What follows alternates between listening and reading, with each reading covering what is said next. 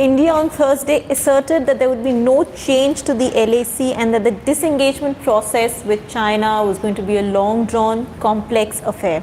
Now, today, Defence Minister Rajnath Singh, during his visit to Pangong Lake, also said that there would be a resolution, but he couldn't guarantee when and to what extent the resolution would be. With me today, I have Snehesh and Philip. In this episode of Government Matters, we'll talk about the latest developments on the India-China front. Do start sending in your questions. So, Snehesh, first, let's try and talk a little bit about this, what the Indian side has said yesterday in terms of the disengagement process and the LAC. Well, yesterday the Indian Army as well as the Ministry of External Affairs issued a statement on the Corps Commander talks that were held on the 14th of July. Right. Now the Army, both sides have maintained that, the Army and the Ministry has maintained that India and China are in talks with each other and they are wanting to resolve the situation. However, Army described the disengagement process. Remember right now that there is a disengagement process and not a de-escalation. So the Army has said that the disengagement process is a very complex, intricate process which is out there, and the Ministry of External Affairs described this process as complex. So these were the intricate as well as complex are the two key words that was used by the two side. By the Army and the Ministry. Now, what we've learned so far is we've done a story last evening. It has been published on the website, so do log in and read. Is the fact that both India and China are going to give each other about 10 to 12 days, or we can roughly say a fortnight, for both of them to carry out the further disengagement process as was decided on the 14th of July. Now, during this process, and there's a next week there's a the Foreign Affairs, the Foreign Ministry level talks, diplomatic talks that are scheduled to be held, and it is only after that that the fifth round of Corps Commander talks would be held. So the Corps Commander talks will not happen for the next fortnight? Well, for the next 10 to 12 days, there would be no Corps Commander talks. As I said, it's a time that has been given by both the sides to each other so as to carry out further disengagement. Both sides will observe them and then they will be regularly in touch with each other over the hotline. While again for the hotline, both India and China are trying to work out a hotline in the capital, that is in Delhi, between the DGMO here and the counterpart in Beijing. However, at the border personal meeting point, that is the Chushul-Moldo meeting point, there is a hotline which exists. Right. So they would be in touch with each other on a daily basis through the hotline. At the same time, there would also be, remember that earlier, in PP14, that is in Galwan and the hot spring area, which also includes PP17A, which is Gogra Post, the disengagement has taken place, where the Chinese have moved back from the Indian side of the LAC and they are now within the Chinese side. However, there is remember that the pullback has happened only by about 2 kilometers. Right. 1.5 to 2 kilometers depending on the location. There is a need for further disengagement that needs to be done. This is primarily because remember that there are two kind of the Chinese in April, they were at peacetime locations. Right. They have moved about 20-25 kilometers forward locations forward into their area. Right. And at some places into the Indian territory by 2 kilometers. While the Chinese have moved back from the areas that I've mentioned, they are still close to the LAC. Right. So there's a disengagement process that's supposed to take place. In Pangong, for that matter, as you would have seen, there would have been multiple reports which say that the Chinese have moved back from 4 and have moved back to 5, some say back to 6. But the fact of the matter is that while the thinning of the troops have happened on the Pangong side, they continue to dominate Finger 4. Right. And they are 8 kilometers inside the Indian territory as far as the Pangong is concerned. Right. Because remember that for India, the LAC is at Finger 8. Right. Now, there is an issue in Depsang Plains too. The Chinese have blocked our patrol to patrol point 10, 11, 12 and 13. Now, there's a disengagement process there too.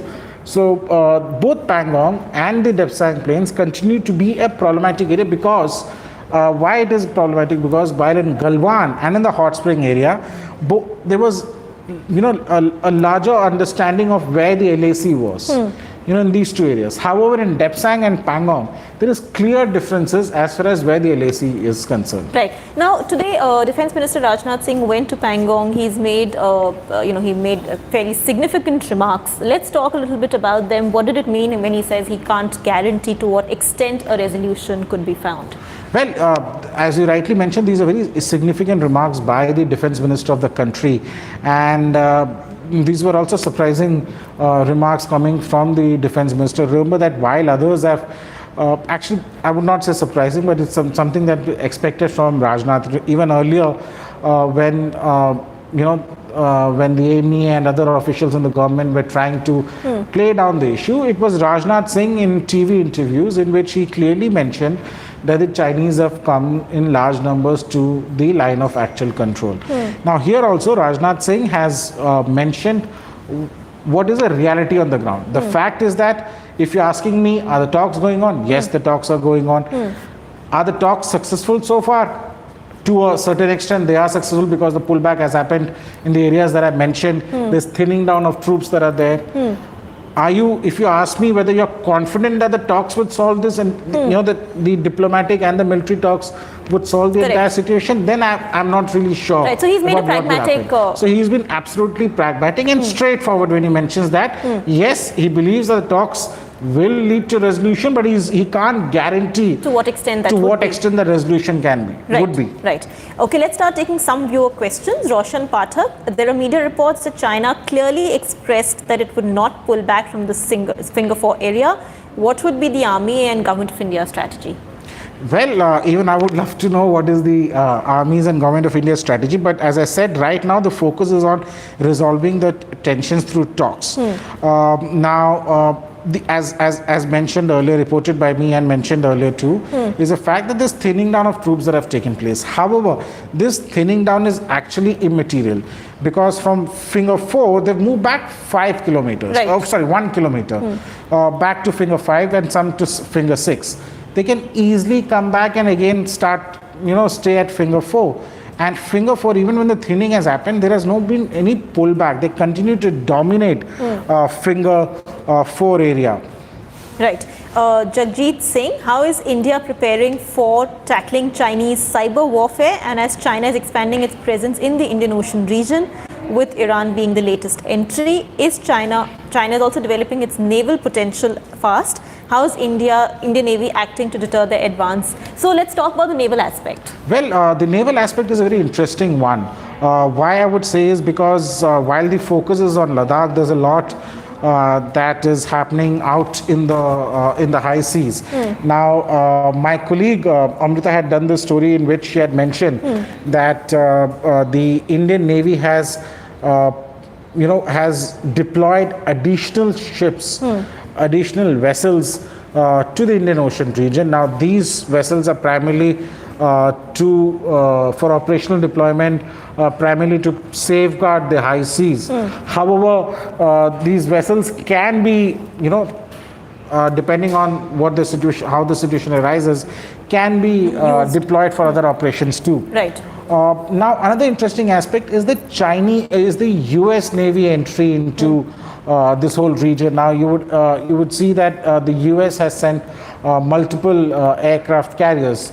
Now, the U.S. has entered there. There is the Japanese have increased their patrolling. The Indians have increased the patrolling.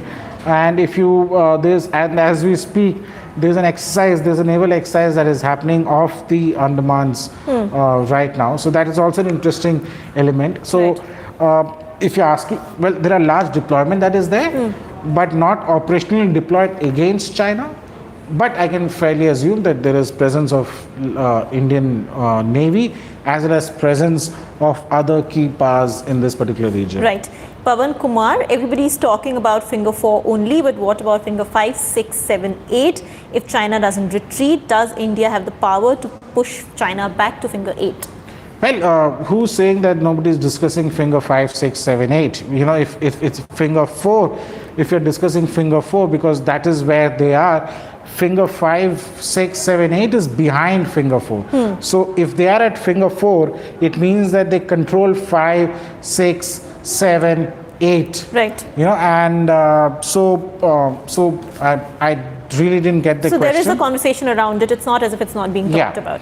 Right. Archisman Panda, what are the arms and equipment deployment that has been done on the Indian side? So what arms and equipment have been deployed? Well, I would not specifically get into the arms, the specific kind of arms and equipment that have been, systems that have been deployed, but I can, and we've done a story on this also.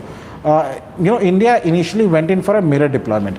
Now, you will have to understand that it was, you know, the entire deployment by Indians or by the Chinese did not happen all of a sudden. While the initial face-off, the fist fight and all took place in Pangong on 5th of May, the deployment started eventually towards the middle of May and by about the first week of June. So it happened in 2 phases. So one, you had the initial number of soldiers who had come in, they had this fist fight, they went back, and then they brought in a larger number of group. Right. So India initially went in for a mirror deployment. What I mean by mirror deployment is, for example, if the Chinese have brought in X number of men and X number of tens, we will also bring in the same amount of men and tens and other equipment. So if the Chinese had, let's say, had pushed forward 5 artillery guns, we will also push forward 5 artillery guns.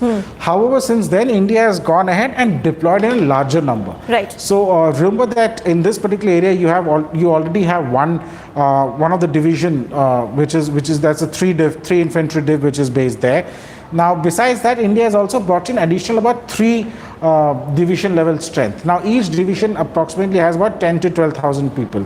So you can imagine, you know, the number of soldiers that have been brought in, and these soldiers are from various brigades. Some of these are very specialized brigades meant for you know, high mountain warfare. Right. Now, along with it, India has also pushed in the IF. So you have the Mirages, which are based in Gwalior, have been moved to bases closer to the Ladakh. You have the MiG-29s, you have the Sukhois, which are carrying out multiple combat air patrols. The IF has also deployed, you know, India's new acquisition, which is the Apache pure attack helicopters. You also have Chinook, which has been used to transport men and material. You have the C-130J Super Hercules, which is a special aircraft, along with the C-17, which has been used. So there's a multiple number of equipment, systems, anti-aircraft guns, air defense systems that have been pumped into Ladakh. So if you're asking whether, you know, from what it was earlier, the situation is totally different. There's a question from a handle called Nothing. When can we expect full disengagement? What will be our strategy if they come back again? So I know we've talked about the fact that it's a long process. You've written a story earlier about how it could take up to winter for the whole process. It can easily go on till into winter. So, but is there a clearer indication after so many rounds of talks about when perhaps we can expect full disengagement, as this viewer wants? Well, as I Mr. Nothing, as I would call you, you know, as Ruhi mentioned, we had done this story last month saying that this whole de-escalation process will continue till into winters. Now, if you're asking me, if for example, you asked me how do you see this? I mean, is I there use a the clearer wordage, picture since then I till now? use the wordage that the army, the ME and Rajnath Singh has done. First, it's intricate. Second, it's complex. Third, there is no guarantee. There is no guarantee how much. Right. Amar Pal Singh Shaw, why is Mr. Modi's Make in India not taking off in the defense sector? Is it because of corruption in the government and among defense officials? This feeds right into the column that you've written today, which you can log on to our website so and read. Do log on and read my column, which is the Brahmastra, in which I've argued that the Modi government, the armed forces, the state-run agencies, as well as the private sector, really will have to walk the talk when it comes to defense, indigenous defense production. You know, for example, we've done a story on our website in which we mentioned that the armed forces are on a shopping spree as of now, you know, with the tensions along the LAC. Right. However, the shopping spree includes, you know, buying in equipment from abroad, you know, from the US, from Israel, from Russia, from France and other countries. So it is really sad. Remember that China at one point of time used to be one of the biggest importer of defense equipment. And from being the biggest importer, it has now become one of the manufacturing hub for defense products, and it's become export oriented in the sense that, for example, the old adversary of India, Pakistan, China now gives Pakistan not only rifles but fighter planes to submarines. It is really sad that in spite of all the development in this country, we've not been able to even give the Indian soldiers the most basic weapon that would be used in a war, which is a basic assault rifle. Right. Now we have to import, under emergency purchase, we are importing about 1.4 lakh battle rifles. These are the American ones. There is a process for AK-203, Make in India indigenous with Russian collaboration, that is still in the works. Right. It has not taken off, despite the fact that it was supposed to be the army really needs it. Now in the meantime, you also have Indian companies which have come and have come out, private companies which have come out with their own firearms. Right. But it's really sad that I know you can go on this because you've written a 1,000-word column, but I think it's best if you log on to the website and read this column. Also helps us get more traffic onto our website. Please do log on. Roshan Pathak, do you think April status quo is now becoming a very uneasy task for India? Well, it was never an easy task for India, and the status quo ante as of April is the ultimate aim of India, and one will really have to wait and see when and if we are able to achieve this. Right. Akash Ukim, will there be a Kargil-like limited war? I think that is a certain concern among people, whether this could lead to some form of a limited war.